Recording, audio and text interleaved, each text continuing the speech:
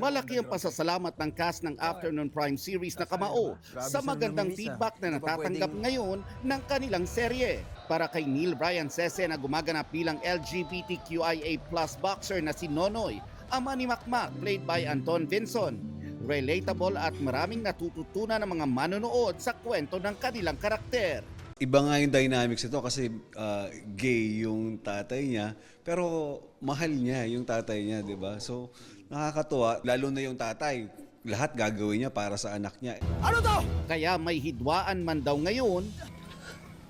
Ang tagal kong hinintay na makausap ko si Makmak eh. Pero hindi sa ganitong paraan. Love is love, ika nga, at proud daw si Nonoy kay Makmak. Bukod sa kwento ng serye, hinahangaan din online ang pagiging fitspo ni na Anton at Bruce Roland. Medyo mahirap kasi syempre ayoko din pumayat pero kailangan para sa boxing na physique. Buhat cardio boxing, yun lang yung routine ko. Huwag bibitaw sa kwento ng Kamao dahil malaki ang mga magiging pagbabago sa buhay ni Makmak. Lalo't nagle-level up na ang kanyang fight at ang kanyang mga makakalaban. Tingnan natin kung sino magiging guest sa Kamao, kung sino makakalaban ko na next kong fighter.